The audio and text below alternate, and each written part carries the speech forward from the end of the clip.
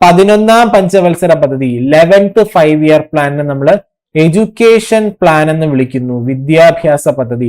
ദേശീയ അടിയന്തരാവസ്ഥ പ്രഖ്യാപിക്കുന്നത് ഈ ഒരു സമയത്താണ്. 20 point പ്രോഗ്രാം 20 ദിന കർമ്മ പദ്ധതികൾ പ്രഖ്യാപിക്കുന്നത്. Hi, welcome to Entri. അപ്പൊ ഇന്നത്തെ വീഡിയോയിൽ നമ്മൾ ഡിസ്കസ് ചെയ്യാൻ പോകുന്നത് LSCS മെയിൻസിന്റെ സെക്കൻഡ് പേപ്പറിനകത്തുള്ള ഇന്ത്യൻ എക്കണോമിയിൽ നിന്ന് മുൻവർഷം ചോദിച്ചിട്ടുള്ള ചോദ്യങ്ങളാണ്. നമ്മൾ ഇതിനെ ബേസ് ചെയ്തിട്ട് ഓൾറെഡി ഒരു വീഡിയോ പാർട്ട് 1 വീഡിയോ നമ്മൾ ചെയ്തിട്ടുണ്ട്. അതിനകത്ത് നമ്മൾ ന്യൂ എക്കണോമിക് റിഫോംസ്, പുത്തൻ സാമ്പത്തിക നയങ്ങളുമായിട്ട് ബന്ധപ്പെട്ട് മുൻവർഷം ഡിഗ്രി ലെവൽ PSC ചോദിച്ചിട്ടുള്ള ചോദ്യങ്ങളാണ് നമ്മൾ ഡിസ്കസ് ചെയ്തതെങ്കിൽ ഇന്ന് നമ്മൾ നോക്കാൻ പോകുന്നത് 3 ഏരിയാസിൽ നിന്നാണ്. അതായത് ഒന്ന് planned economic development in India, മറ്റൊന്ന് പ്ലാനിംഗ് കമ്മീഷൻ, മറ്റൊന്ന് 5-year പ്ലാൻസ്. ഈ 3 ഏരിയയിൽ നിന്നും PSC മുൻവർഷം ചോദിച്ചിട്ടുള്ള ചോദ്യങ്ങൾ നമുക്കൊന്ന് നോക്കാം. അത് ഡിഗ്രി ലെവൽ ചോദ്യങ്ങൾ ഏതൊക്കെയാണെന്ന് നോക്കാം. അതിന്റെ എക്സ്പ്ലനേഷനും കൂടെ നമ്മൾ ഡിസ്കസ് ചെയ്ത് പോകുന്നുണ്ട്. അപ്പൊ ഒന്നാമത്തെ ചോദ്യം എന്ന് പറയുന്നത് 5-year പ്ലാൻസിന്റെ ഒബ്ജക്റ്റീവ്സുമായിട്ട്, ലക്ഷ്യങ്ങളുമായിട്ട് ബന്ധപ്പെട്ടൊരു ചോദ്യമാണ്. Which one is in A correct ascending or chronological order? താഴെ കുറച്ച് ലക്ഷ്യങ്ങൾ കൊടുത്തിട്ടുണ്ട്. ആ ലക്ഷ്യങ്ങളിൽ ആദ്യം സംഭവിച്ച പഞ്ചവത്സര പദ്ധതിയുടെ ലക്ഷ്യങ്ങൾ ഏതാണ് എന്നതിന്റെ അടിസ്ഥാനത്തിൽ ഒരു ക്രോണോളജിക്കൽ ഓർഡർ അല്ലെങ്കിൽ ഒരു അസെൻഡിങ് ഓർഡറിൽ എഴുതാനാണ് ഇവിടെ കൊടുത്തിട്ടുള്ളത്. ഓരോന്നായിട്ട് നോക്കാം. Inclusive growth.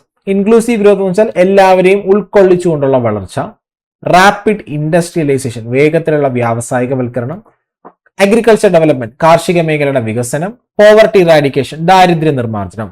ഇതിൽ നമുക്കറിയാം അഗ്രികൾച്ചർ ഡെവലപ്മെന്റ് 1ാം പഞ്ചവത്സര പദ്ധതിയുടെ ലക്ഷ്യമാണ്. റാപ്പിഡ് ഇൻഡസ്ട്രിയലൈസേഷൻ 2ാം പഞ്ചവത്സര പദ്ധതിയുടേതും.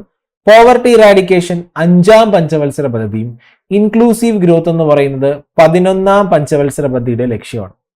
അപ്പൊ ഇവിടെ നോക്കിക്കഴിഞ്ഞാൽ നമുക്ക് കാണാൻ പറ്റും അഗ്രികൾച്ചർ ഡെവലപ്മെന്റ് എന്ന് പറയുന്നതാണ് ഫസ്റ്റ് 5-year പ്ലാന്റെ ലക്ഷ്യം. അപ്പൊ ആദ്യം സംഭവിച്ചത്, ഈ തന്നിട്ടുള്ളതിൽ ആദ്യം സംഭവിക്കുന്ന ഇതാണ്. അപ്പൊ ഒന്നാമതായിട്ട് എത്താനുള്ളത്, ഒന്നാമത്തെ ആൻസറിൽ ഒന്നാമത്തെ ഓപ്ഷൻ ആയിട്ട് വരെയുള്ള 3 ആണ് അല്ലെ. 3 ആദ്യം വരുന്ന ഏതൊക്കെയുണ്ട്? A, B and D. അപ്പൊ C നമുക്ക് അവിടെ എലിമിനേറ്റ് ചെയ്യാം. C അല്ല ആൻസർ. ഇനി അടുത്ത റാപ്പിഡ് ഇൻഡസ്ട്രിയലൈസേഷൻ 2ാം പഞ്ചവത്സര പദ്ധതിയാണ്. അപ്പൊ രണ്ടാമത് വരുന്നത് 2 ആണ്. 3, 2 എന്നുള്ള ഒരു ഓർഡറിൽ പോകണം. അപ്പൊ D എലിമിനേറ്റ് ചെയ്ത് കളയുന്നു, A അല്ലെങ്കിൽ B. ഇനി അടുത്ത് വരുന്നത് പോവർട്ടി ഇറാഡിക്കേഷൻ 5ാം പഞ്ചവത്സര പദ്ധതി 4. അപ്പൊ 3, 2, 4, 1 അല്ലെ. ഓപ്ഷൻ B ആണ് ഇവിടുത്തെ ആൻസർ, ഇൻക്ലൂസീവ് ഗ്രോത്ത്. അപ്പൊ ഇവിടെ എന്താ ചോദിച്ചിരിക്കുന്നത്? പഞ്ചവത്സര പദ്ധതിയുടെ ലക്ഷ്യങ്ങളാണ് പറഞ്ഞിട്ടുള്ളത്. ഏതൊക്കെ പഞ്ചവത്സര പദ്ധതിയാണ് ഈ ലക്ഷ്യങ്ങളാണ് കൊടുത്തിട്ടുള്ളത്, അത് സംഭവിച്ചത്, ആദ്യം സംഭവിച്ചത് ഏത് എന്നതിന്റെ അടിസ്ഥാനത്തിൽ എഴുതാൻ ഇവിടെ ചോദിച്ചിട്ടുള്ളത്. അപ്പൊ ഇത് അറിയണമെങ്കിൽ നമുക്ക് കൃത്യമായിട്ടും 5-year പ്ലാന്റെ ലക്ഷ്യങ്ങൾ, ഗോൾസ് അല്ലെങ്കിൽ ഒബ്ജക്റ്റീവ്സ് നമ്മൾ അറിഞ്ഞിരിക്കണം.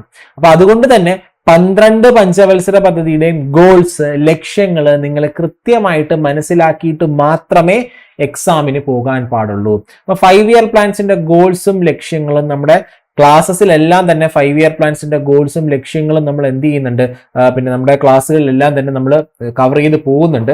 ഇപ്പോൾ നിങ്ങൾക്ക് ഇപ്പോൾ ക്ലാസ്സിന് ജോയിൻ ചെയ്യണമെന്ന് ആഗ്രഹമുള്ള ആൾക്കാരാണെങ്കിൽ നിങ്ങൾക്ക് ഈ ഒരു കമന്റ് ബോക്സിൽ ഒരു ഫോം പിൻ ചെയ്ത് വെച്ചിട്ടുണ്ട്. ആ ഫോം ഫില്ല് ചെയ്ത് കഴിഞ്ഞാൽ എൻ്റെ ടീം നിങ്ങളെ കോൺടാക്ട് ചെയ്യുന്നുണ്ടാവും. അപ്പോൾ നിങ്ങൾ ക്ലാസ്സുമായിട്ട് ബന്ധപ്പെട്ട കാര്യങ്ങൾ, അഡ്മിഷൻ എടുക്കുന്ന കാര്യങ്ങൾ, അത്തരത്തിലുള്ള കാര്യങ്ങൾക്കെല്ലാം തന്നെ നിങ്ങളുടെ ടീം നിങ്ങളെ അസിസ്റ്റ് ചെയ്യും. അപ്പൊ നോക്കി, ഈ ഒരു പഞ്ചവത്സര പദ്ധതിയുടെ കാര്യങ്ങൾ നമ്മൾ ക്ലാസ്സിൽ കവർ ചെയ്തു നമ്മൾ പറഞ്ഞു. അതുപോലെ തന്നെ നിങ്ങൾ മനസ്സിലാക്കാനുള്ള ഒരു കാര്യം എന്ന് പറയുന്നത്, ഈ പഞ്ചവത്സര പദ്ധതി നടപ്പിലാക്കുന്ന സ്ഥാപനം പ്ലാനിംഗ് കമ്മീഷൻ, അതിനെപ്പറ്റി ചോദ്യങ്ങൾ വന്നിട്ടുണ്ട്. പ്ലാനിംഗ് കമ്മീഷനെ പറ്റി, പഞ്ചവത്സര പദ്ധതിയെ പറ്റി, നീതി ആയോഗിനെ പറ്റി എല്ലാം ചോദ്യങ്ങൾ വന്നിട്ടുണ്ട്. അപ്പൊ കൃത്യമായിട്ടും ആ ഒരു പാഠഭാഗം പഠിച്ചിട്ട് മാത്രമേ നമ്മൾ പോകാൻ പാടുള്ളൂ. അതിന് കൃത്യമായിട്ട് നിങ്ങൾക്ക് ടെക്സ്റ്റ് ബുക്കുകൾ വായിക്കാനുള്ളത് SCERT 6 മുതൽ 10 വരെയുള്ള ടെക്സ്റ്റ് ബുക്കുകൾ കവർ ചെയ്യണം. ഇനി 11th സ്റ്റാൻഡേർഡിന്റെ NCERT, അത് മലയാളവും ഇംഗ്ലീഷും കിട്ടും. അതിന്റെ 2nd ചാപ്റ്റർ ആണ് പ്ലാനിങ്ങുമായിട്ട് ബന്ധപ്പെട്ട ചാപ്റ്റർ.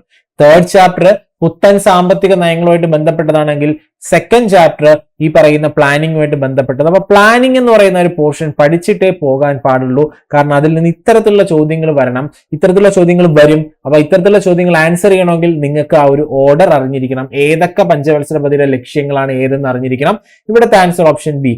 ആദ്യം സംഭവിച്ചത് അഗ്രികൾച്ചർ ഡെവലപ്മെന്റ്, അത് കഴിഞ്ഞ് റാപ്പിഡ് ഇൻഡസ്ട്രിയലൈസേഷൻ 2ാം പഞ്ചവത്സര പദ്ധതി, പോവർട്ടി ഇറാഡിക്കേഷൻ അത് 5ാം പഞ്ചവത്സര പദ്ധതിയാണ്, ദാരിദ്ര്യ നിർമ്മാർജ്ജനം, ഗരീബി ഘട്ടാവോ, അതിനുശേഷം ഇൻഡസ്ട്രിയൽ ഗ്രോത്ത് 11ാം പഞ്ചവത്സര പദ്ധതി. ഇനി അടുത്തൊരു ചോദ്യത്തിലോട്ട് പോയാൽ, which 5-year plan for the first time actually address the issue of removal of poverty? നമ്മൾ ഇവിടെ പറഞ്ഞിട്ടുണ്ട്, തൊട്ട് മുന്നത്തെ ക്വസ്റ്റ്യനിൽ പറഞ്ഞല്ലേ. അപ്പൊ എന്താ പറഞ്ഞേ? ആദ്യമായിട്ട് റിമൂവൽ ഓഫ് പോവർട്ടി, ദാരിദ്ര്യ നിർമ്മാർജ്ജനം, ഇവിടെ പറഞ്ഞ കണ്ടോ, പോവർട്ടി ഇറാഡിക്കേഷൻ അല്ലെങ്കിൽ റിമൂവൽ ഓഫ് പോവർട്ടി, ദാരിദ്ര്യ നിർമ്മാർജ്ജനത്തിനെ പറ്റി ആദ്യമായിട്ട് പറയുന്ന പഞ്ചവത്സര പദ്ധതി അല്ലെങ്കിൽ ആ ഒരു വിഷയം ആദ്യമായി അഡ്രസ് ചെയ്യുന്ന പഞ്ചവത്സര പദ്ധതി ഏതാണ്? അത് ആർക്കും ഡൗട്ട് വരണ്ട, അത് 5ാം പഞ്ചവത്സര പദ്ധതിയാണ്, 5th 5-year പ്ലാൻ. അതിനകത്താണ് എന്ത് വരുന്നത്? ഗരീബി ഘട്ടാവോ എന്ന് പറയുന്ന ഒരു മുദ്രാവാക്യം, ദാരിദ്ര്യം തുടച്ചു നീക്കുക എന്ന് പറയുന്ന ഒരു മുദ്രാവാക്യം. ഈ ഒരു 5th 5-year പ്ലാന്റെ സമയത്താണ് ഇന്ത്യയിൽ എമർജൻസി, നാഷണൽ എമർജൻസി, ദേശീയ അടിയന്തരാവസ്ഥ പ്രഖ്യാപിക്കുന്നത്.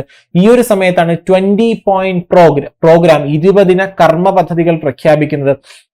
ഇനി മറ്റൊരു പ്രത്യേകത, ഇത് 1979 വരെ ഈ ഒരു പഞ്ചവത്സര പദ്ധതിയുടെ കാലാവധി ഉണ്ടായിരുന്നെങ്കിൽ പോലും ഈ ഒരു പഞ്ചവത്സര പദ്ധതി 1978 അവസാനിക്കുന്നു. കാലാവധി പൂർത്തിയാക്കാത്ത പഞ്ചവത്സര പദ്ധതിയാണ് 5ാം പഞ്ചവത്സര പദ്ധതി. കാരണം ഇത് കഴിഞ്ഞിട്ട് മൊറാർജി ദേശായിയുടെ നേതൃത്വത്തിൽ നമ്മുടെ ഇന്ത്യയിൽ ജനതാ പാർട്ടി ഗവൺമെന്റ് വരുന്നു. അവർ വന്നിട്ട് ഈ ഒരു പഞ്ചവത്സര പദ്ധതി നിർത്തുന്നു. മനസ്സിലായല്ലോ? അപ്പൊ ഇവിടെ 5ാം പഞ്ചവത്സര പദ്ധതിയുടെ ഒരു ചോദ്യമാണ്.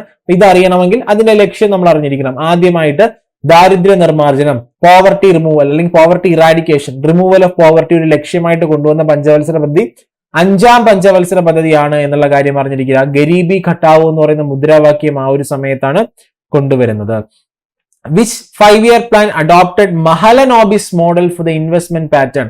അപ്പൊ നിങ്ങൾക്ക് ആദ്യത്തെ 2 ചോദ്യം നോക്കിയപ്പോൾ എന്ത് മനസ്സിലായി? ഒബ്ജക്റ്റീവ്സ് നമ്മൾ അറിഞ്ഞിരിക്കണം. ലക്ഷ്യങ്ങളെ പറ്റി ചോദ്യങ്ങൾ വന്നിട്ടുണ്ട് അല്ലെ, പഞ്ചവത്സര പദ്ധതിയുടെ ലക്ഷ്യങ്ങൾ. അപ്പൊ എക്സാമിന് പോകുന്നവർ ലക്ഷ്യങ്ങൾ കൃത്യമായിട്ടും പഠിക്കുക. 1ന്റെ 2ന്റെ 3ന്റെ 4ന്റെ 5ന്റെ 12 പഞ്ചവത്സര പദ്ധതിയുടെ ലക്ഷ്യങ്ങൾ കൃത്യമായിട്ട് പഠിക്കുക. Objectives of each 5-year plans നിങ്ങൾ എന്ത് ചെയ്തിരിക്കണം? അറിഞ്ഞിരിക്കണം.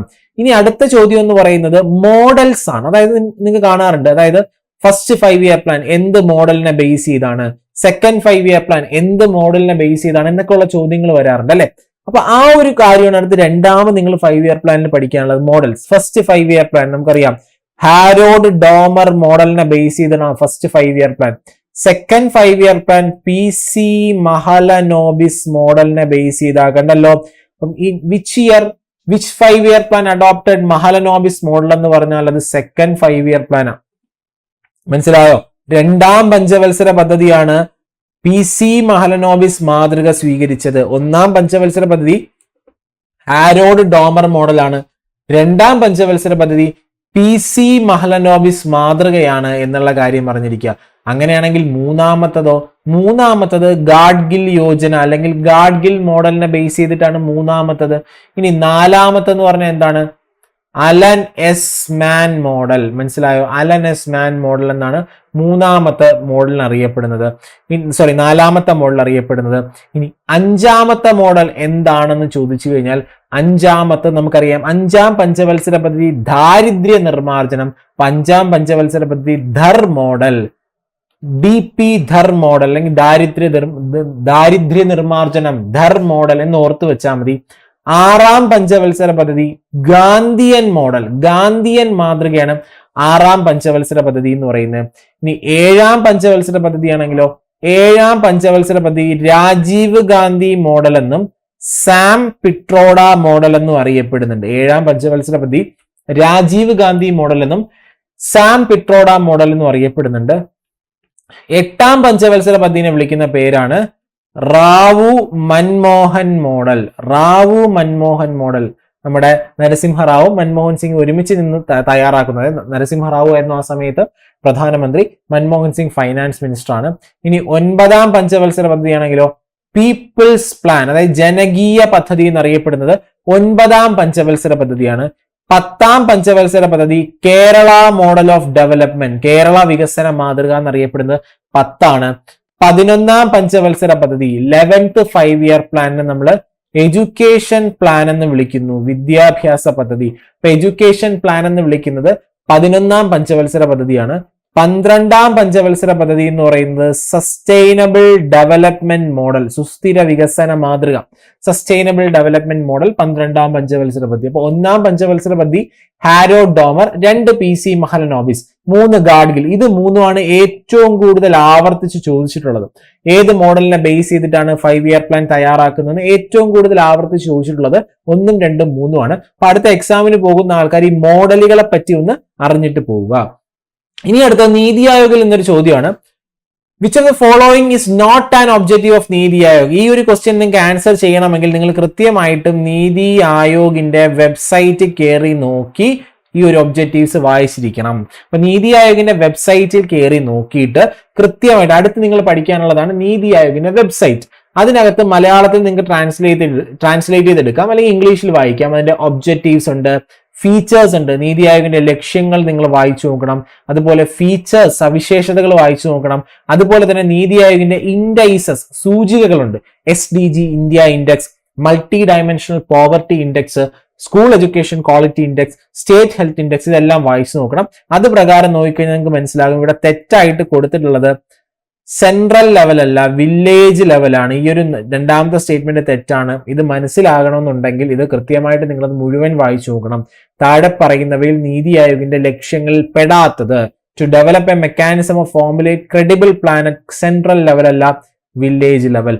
അതൊന്ന് കൃത്യമായിട്ട് മനസ്സിലാക്കുക. 2ാമത്താണ് ഇവിടെ തെറ്റായിട്ടുള്ളത്.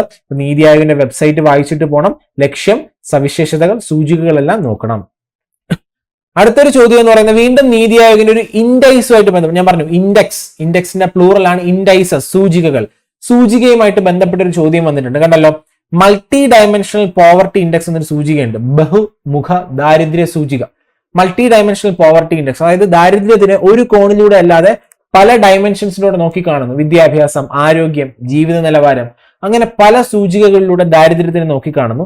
അതിനുവേണ്ടി നീതി ആയോഗ് തയ്യാറാക്കുന്ന ഒരു സൂചികയാണ് national multi dimensional poverty index. അത് പ്രകാരം ഏറ്റവും കുറവ് ദാരിദ്ര്യമുള്ള സംസ്ഥാനം കേരളവും ഏറ്റവും കൂടുതൽ ദാരിദ്ര്യമുള്ള സംസ്ഥാനം ബീഹാറുമാണ്. അപ്പൊ ഈ സൂചിക പ്രകാരം ഈ സൂചിക തയ്യാറാക്കാൻ നീതി ആയോഗിനെ സഹായിക്കുന്ന ഒരു ഇന്റർ മിനിസ്റ്റീരിയൽ കോർഡിനേഷൻ കമ്മിറ്റി ഇന്ത്യയിൽ പ്രവർത്തിക്കുന്നുണ്ട്. അപ്പൊ ഈ ഒരു മൾട്ടി ഡയമെൻഷണൽ പോവർട്ടി ഇൻഡെക്സ് തയ്യാറാക്കാൻ നീതി ആയോഗിനെ ഹെൽപ്പ് ചെയ്യുന്ന ഒരു ഇന്റർ മിനിസ്റ്റീരിയൽ കോർഡിനേഷൻ കമ്മിറ്റി ഇന്ത്യയിൽ പ്രവർത്തിക്കുന്നുണ്ട്. അതിനകത്ത് ഉൾപ്പെടാത്ത മന്ത്രാലയങ്ങളും ഡിപ്പാർട്ട്മെന്റുകളും ഏത്, അല്ലെങ്കിൽ ഇവിടെ ചോദിച്ചിരിക്കുന്നത് അതിനകത്ത് ഉൾപ്പെടുന്ന which of the following included in the committee, ആ കമ്മിറ്റിക്കകത്ത് ഉൾപ്പെടുന്ന മന്ത്രാലയങ്ങളും ഡിപ്പാർട്ട്മെന്റുകളും ഏതാണ് താഴെ തന്നിട്ടുള്ളവയിൽ. ഇതറിയണമെങ്കിൽ നിങ്ങൾ മൾട്ടി ഡയമെൻഷണൽ പോവർട്ടി ഇൻഡെക്സ് പഠിച്ചിരിക്കണം. അതുമായിട്ട് ബന്ധപ്പെട്ട ഈ ഒരു കോർഡിനേഷൻ കമ്മിറ്റിനെ പറ്റിയും അറിഞ്ഞിരിക്കണം. ഇതാണ് ആ ഒരു കോർഡിനേഷൻ കമ്മിറ്റിയുടെ structure. Inter ministerial coordination committee, നീതി ആയോഗിന്റെ ഒരു ഇന്റർ മിനിസ്റ്റീരിയൽ കോർഡിനേഷൻ കമ്മിറ്റി ഉണ്ട്. അതിനകത്ത് ആരൊക്കെയാ ഉള്ളത്? ഇത്രയും മിനിസ്ട്രീസും ഇത്രയും ഡിപ്പാർട്ട്മെന്റുകളും വകുപ്പുകളും മന്ത്രാലയങ്ങളും ഉണ്ട്. നോക്കിയേ, ministry of statistics and programme implementation, ministry of women and child development, ministry of petroleum and natural gas, ministry of power, ministry of housing and urban affairs. ഇനി ഏതൊക്കെ ഡിപ്പാർട്ട്മെന്റുകളാണ് ഉള്ളത്? Department of health and family welfare, department of rural development, Department of Food and Public Distribution, Department of School Education and Literacy, Department of Drinking Water and Sanitation, Department of Financial Service. ഇനി ഇവർക്ക് സാങ്കേതിക സഹായം കൊടുക്കുന്ന 2 സ്ഥാപനങ്ങളുണ്ട്, UNDPയും Oxford poverty and human development ഇനിഷ്യേറ്റീവും. അപ്പൊ അതുകൊണ്ട് ഇതറിഞ്ഞാൽ മാത്രമേ നമുക്ക് ഈ ക്വസ്റ്റ്യൻ ആൻസർ ചെയ്യാൻ പറ്റൂ. ഇവിടെ നോക്കി ഏതൊക്കെ മന്ത്രാലയങ്ങളാണ് നീതി ആയോഗിന്റെ ഈ ഒരു ഇന്റർ മിനിസ്റ്റീരിയൽ കോർഡിനേഷൻ കമ്മിറ്റിയിലുള്ളത്? Ministry of agriculture and farmers welfare and department of fertilisers ആണോ? അല്ല, തെറ്റ്. Ministry of commerce and industry and department of telecommunication ആണോ? അല്ല. Ministry of external affairs and department of public enterprise ആണോ? അല്ല. Ministry of women and child and department of food and public distribution. ശരിയല്ലേ? Option D. ഇത് അറിയണമെങ്കിൽ ഇത് നമുക്ക് guess അടിച്ച് ചെയ്യാൻ പറ്റുന്ന ഒരു ക്വസ്റ്റ്യൻ അല്ല. കാരണം ഇത് അറിഞ്ഞാൽ മാത്രമേ ഇതിൽ ആൻസർ എഴുതാൻ പറ്റത്തുള്ളൂ. അപ്പൊ ഈ ഒരു ചോദ്യം ഇത് വായിച്ചാൽ മാത്രമേ നമുക്ക് എഴുതാൻ പറ്റത്തുള്ളൂ. മനസ്സിലായല്ലോ? അപ്പൊ ഇവിടെ നമ്മൾ കൊടുത്തിട്ടുണ്ട് എന്താണ്? Ministry of women and child ഡെവലപ്മെന്റും അതുപോലെ തന്നെ department of food and public distribution.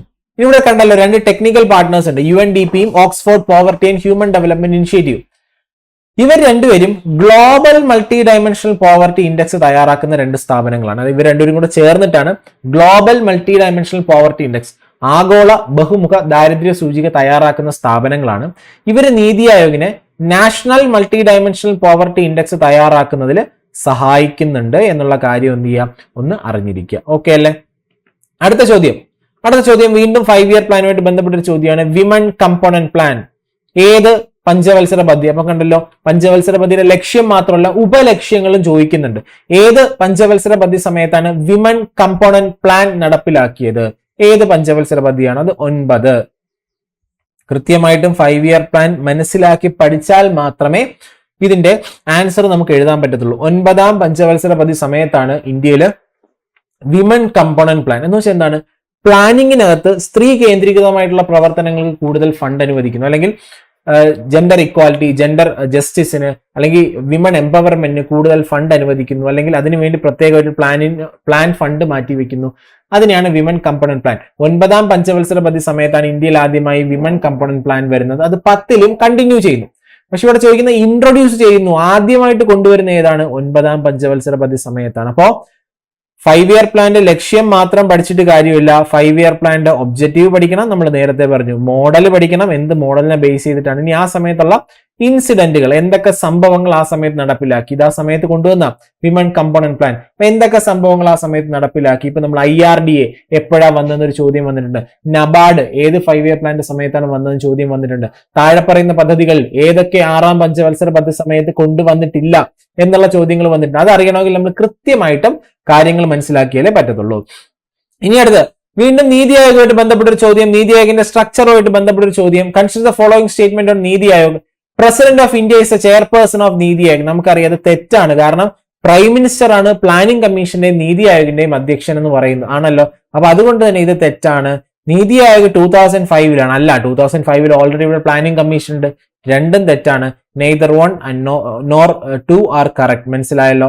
ഇവിടുത്തെ ആൻസർ ഓപ്ഷൻ ഡി. ഇത് ബേസിക് ആയിട്ടുള്ള ക്വസ്റ്റ്യൻ, ഇത് എളുപ്പമുള്ള ക്വസ്റ്റ്യനാ. അപ്പൊ നീതി ആയോഗിന്റെ ബേസിക് ആയിട്ടുള്ള സ്ട്രക്ചറിനെ പറ്റി അറിഞ്ഞിരിക്കണം. നീതി ആയോഗിന്റെ അധ്യക്ഷൻ ആര്, ഉപാധ്യക്ഷൻ ആര്, ഇനി ഏതൊക്കെ അംഗങ്ങളുണ്ട്, നിലവിലെ ഉപാധ്യക്ഷൻ, നിലവിലെ അധ്യക്ഷൻ പ്രധാനമന്ത്രി, ഉപാധ്യക്ഷൻ, നിലവിലെ CEO, ഏതൊക്കെ മന്ത്രിമാരുടെ അംഗങ്ങളായിട്ടുണ്ട്, എക്സ്പെർട്ട് പാനലിൽ ആരൊക്കെയുണ്ട് തുടങ്ങിയ കാര്യങ്ങൾ, പെർമനന്റ് മെമ്പേഴ്സ് ആരൊക്കെയാ, 4 പേരുണ്ട്, ഇപ്പൊ അവരാരൊക്കെയാ തുടങ്ങിയ കാര്യങ്ങൾ നിങ്ങൾ നിർബന്ധമായിട്ടും അടുത്ത് പഠിച്ചിട്ട് പോകണം. അപ്പൊ നീതി ആയോഗ് അടുത്ത LSGS മെയിൻസ് എഴുതുന്ന ആൾക്കാർ നീതി ആയോഗിന് പഠിക്കുമ്പോൾ വെബ്സൈറ്റ് കൃത്യമായിട്ട് നോക്കിയിട്ട് പോവുക. നമ്മുടെ ക്ലാസ്സുകൾ അതെല്ലാം കവർ ആവുന്നുണ്ട്. ഞാൻ നേരത്തെ പറഞ്ഞ പോലെ ക്ലാസ്സിൽ ജോയിൻ ചെയ്യണമെന്നുള്ളവർക്ക് ആ ഒരു ഫോം ഫില്ല് ചെയ്താൽ മതിയാകും. അപ്പൊ ക്ലാസ്സുകളിൽ നമ്മൾ ഇതെല്ലാം കൃത്യമായിട്ട് കവർ ചെയ്യുന്നുണ്ട്. അപ്പൊ ഇത്രയും കാര്യങ്ങളാണ്, നമുക്ക് കുറച്ച് ക്വസ്റ്റ്യൻസ് ആണ് നമുക്ക് നോക്കാനുണ്ടായിരുന്നത്. അപ്പൊ ഇത്രയും ക്വസ്റ്റ്യൻസ് ഇതിനെ ബേസ്, ഞാൻ പറഞ്ഞു ഇത്രയും ക്വസ്റ്റ്യൻസ് മാത്രം പഠിച്ചുകൊണ്ട് പോകണമെന്നല്ല. അപ്പൊ നിങ്ങൾ പഠനം നടത്തുന്ന സമയത്ത് എങ്ങനെയൊക്കെ 5 ഇയർ പ്ലാൻസ് എന്ന്, എങ്ങനെയൊക്കെ നീതി ആയോഗിൽ ചോദ്യങ്ങൾ വരാം. നമ്മൾ ഇനിയും ഡിസ്കസ് ചെയ്യും കേട്ടോ, ഇത് തീർന്നിട്ടില്ല. ഇനിയും 5 ഇയർ പ്ലാൻസ് ഈ ഒരു ടോപ്പിക് തന്നെ വീണ്ടും ഡിസ്കസ് ചെയ്യുന്നുണ്ടാവും. ജസ്റ്റ് നിങ്ങൾക്ക് ഒരു ഐഡിയ ഉണ്ടാകുക, നിങ്ങൾ പഠിക്കുമ്പോൾ ഇങ്ങനെയൊക്കെ ചോദ്യങ്ങൾ വരും. ഇനി നീതി ആയോഗം പ്ലാനിംഗ് കമ്മീഷൻ തമ്മിലുള്ള വ്യത്യാസം ചോദിക്കാറുണ്ട്. അപ്പൊ അങ്ങനെയൊക്കെ ചോദ്യങ്ങൾ വരാറുണ്ട്. അപ്പൊ കൃത്യമായിട്ട് നീതി ആയോഗിനെ പറ്റിയും പ്ലാനിംഗ് കമ്മീഷനെ പറ്റിയും 5 ഇയർ പ്ലാൻസിനെ പറ്റി പഠിച്ചിട്ട് പോവുക, ഒരു ധാരണ നിങ്ങൾക്ക് ഉണ്ടായിരിക്കണം. ഇനിയിപ്പോ അടുത്തൊരു വീഡിയോയിൽ നമുക്ക് എക്കണോമിക്സിന്റെ പ്രീവിയസ് ഇയർ ക്വസ്റ്റ്യൻസിന്റെ പാർട്ട് 3 ഡിസ്കഷനിൽ ഈ നമുക്ക് LSGS മെയിൻസിനകത്ത് തന്നെയുള്ള വേറൊരു ടോപ്പിക്കുമായിട്ട് നമുക്ക് വീണ്ടും കാണാം. അതുവരെ വീഡിയോ കണ്ട എല്ലാവർക്കും താങ്ക് യു.